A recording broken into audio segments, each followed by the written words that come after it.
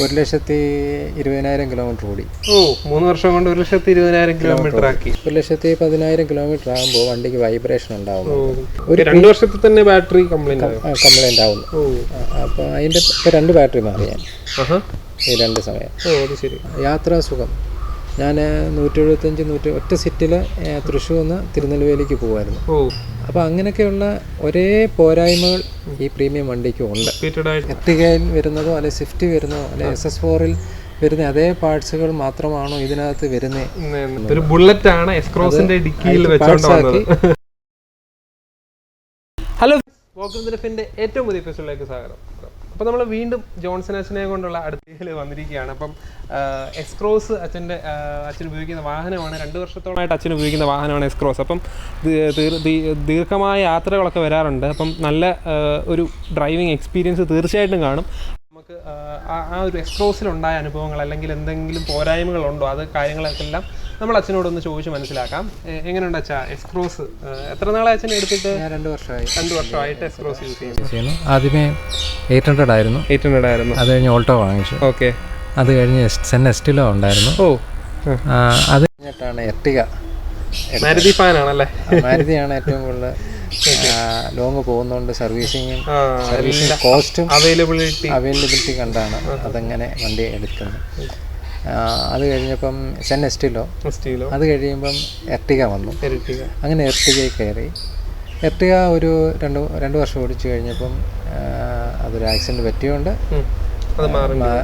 മാറേണ്ടി വന്നു. പിന്നെ പുതിയ മോഡൽ എർട്ടിഗ എടുത്തായിരുന്നു. അതും 2-3 വർഷം യൂസ് ചെയ്യാൻ പറ്റുള്ളൂ. 2 വർഷം കൊണ്ട് ഏകദേശം 3 വർഷം കൊണ്ട് ആ എർട്ടിഗ 3 വർഷം യൂസ് ചെയ്തത് 1,20,000 കിലോമീറ്റർ ഓടി. 3 വർഷം കൊണ്ട് 1,20,000 കിലോമീറ്റർ ആക്കി. പക്ഷേ എർട്ടിഗയെ സംബന്ധിച്ച് ഏറ്റവും നല്ല വണ്ടിയാണ്. പ്രീമിയം വണ്ടിയായിട്ട് നമുക്ക് യൂസ് ചെയ്യാം. 7 പേർക്ക് യാത്ര ചെയ്യാം. അത്രയ്ക്ക് നല്ല കംഫോർട്ടുള്ള വണ്ടിയാണ്. സർവീസിങ് കോസ്റ്റ് വളരെ, നമുക്ക് ഒരു പ്രീമിയം വണ്ടി ആഗ്രഹിക്കുന്ന ഒരാൾ നമുക്കത് മതി. ഓക്കെ. ഇപ്പം കുറച്ചുകൂടെ വേണമെന്നൊന്നും പിന്നെ XL6 ഒക്കെ വന്നിട്ടുണ്ട്. അതിന്റെ എർട്ടിഗയുടെ തന്നെ കുറച്ചുകൂടെ ഒരു അതിനെ എനിക്ക് ബെറ്റർ ആയിട്ട് തോന്നുന്നത് എർട്ടിഗയാണ്. എർട്ടിഗയ്ക്ക് പക്ഷേ ഈ ലോങ് ഒത്തിരി ഓട്ടം കൂടുന്നു. 1,20,000 1,10,000 കിലോമീറ്റർ ആകുമ്പോൾ വണ്ടിക്ക് വൈബ്രേഷൻ ഉണ്ടാകുന്നു. പിന്നീട് അതിൻ്റെ ക്ലച്ചിൻ്റെ പമ്പിൻ്റെ കംപ്ലൈൻറ്റ് വരുന്നുണ്ട്. അങ്ങനെയാണ് ഈ എസ്-ക്രോസിലേക്ക് അത് കൊടുത്തിട്ടാണ് അത്രയും കിലോമീറ്റർ ഓടിക്കഴിഞ്ഞപ്പോൾ എസ്-ക്രോസിലേക്ക് മാറി. അങ്ങനെ എസ്-ക്രോസ് പിന്നീട് യൂസ് ചെയ്തു. എസ്-ക്രോസിന് വന്നപ്പോഴും ഒരു പ്രീമിയം വണ്ടിയാണല്ലോ, നമുക്ക് മെയിൻ്റനൻസ് അല്ലെങ്കിൽ പാർട്സിൻ്റെ അവൈലബിലിറ്റി ഒക്കെ കണ്ടാണ് എസ്-ക്രോസിലേക്ക് കയറിയത്. പക്ഷേ ഇതിപ്പം 2 വർഷം കൊണ്ട് 68,000-70,000 കിലോമീറ്റർ ആയി. ഈ 2 വർഷം 70,000 കിലോമീറ്റർ ആയപ്പോൾ അതിൻ്റെ ബാറ്ററിയും മറ്റു കാര്യങ്ങളും കംപ്ലൈൻ്റ് ആയിട്ട് വരുന്നു. ഒരു 2 വർഷത്തിൽ തന്നെ ബാറ്ററി കംപ്ലൈൻ്റ് ആവുന്നു. അപ്പോൾ അതിൻ്റെ ഇപ്പോൾ 2 ബാറ്ററി മാറിയാൻ ഈ 2 സമയം. അവർ പറയുന്നത് അതിനത്രേ ഉള്ളൂ എന്നാണ് പറയുന്നത്. കിലോമീറ്റർ ബേസ്ഡ് അല്ലല്ലോ ബാറ്ററി എന്ന് പറയുന്നത്. അല്ല, പക്ഷേ എങ്കിലും ആ ഒരു കംപ്ലൈൻറ്റ് ഉണ്ടാവുന്നുണ്ട്. വണ്ടി സ്റ്റാർട്ടാവാതെ വരുന്നു, കുടച്ചിൽ വരുന്നു. പിന്നീട് ഒരു 60,000-67,000 കിലോമീറ്റർ ആയപ്പോഴത്തേക്ക് ഇങ്ങനൊരു പ്രീമിയം വണ്ടിക്ക് കംപ്ലൈൻറ്റ് വരുന്നത് സാധാരണക്കാരനായ എന്നെ സംബന്ധിച്ച് ഉൾക്കൊള്ളാൻ പറ്റത്തില്ല. തീർച്ചയായിട്ടും എർട്ടിഗ വരെ നമുക്ക് കംഫർട്ടാണ്. എസ്-ക്രോസ് എന്ന് പറയുന്ന ഒരു പ്രീമിയം വണ്ടിയാണ്. അതാണ് ഉദ്ദേശിച്ചത്. അതൊക്കെ പക്കയാണ്. യാത്രാ സുഖം.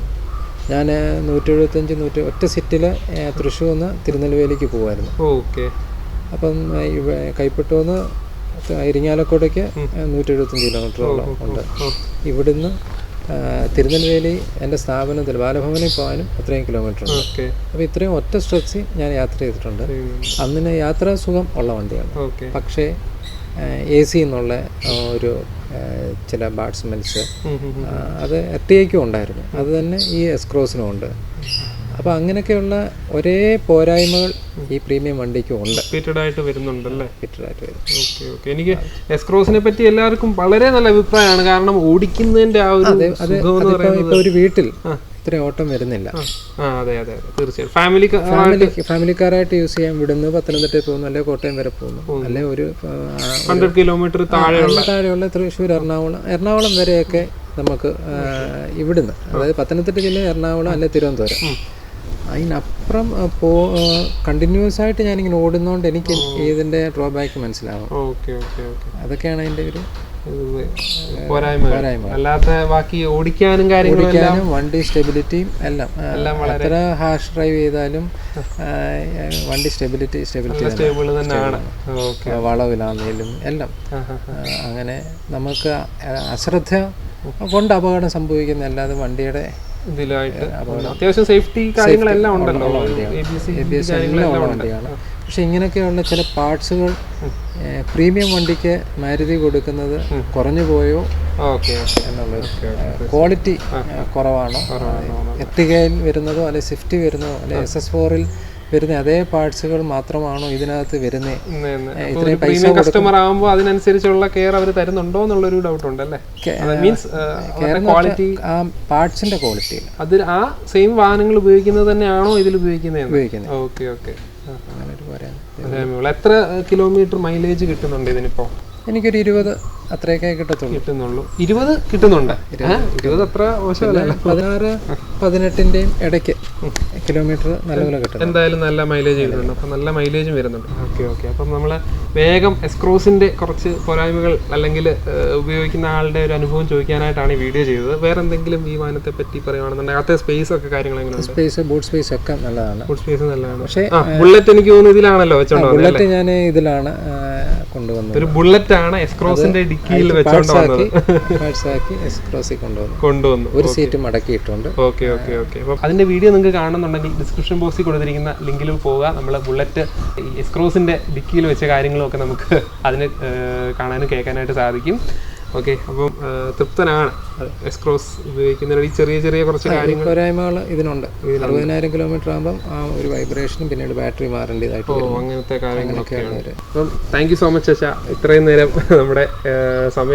സമയം നമുക്ക് തന്നതിന്. ഓക്കെ. അപ്പോൾ നമ്മുടെ വീഡിയോ എല്ലാവർക്കും ഇഷ്ടപ്പെട്ടു എന്ന് വിചാരിക്കുന്നു. പുതിയൊരു വീഡിയോ ആയിട്ട് നമുക്ക് വീണ്ടും കാണാം. അതുവരേക്കും ഗുഡ് ബൈ.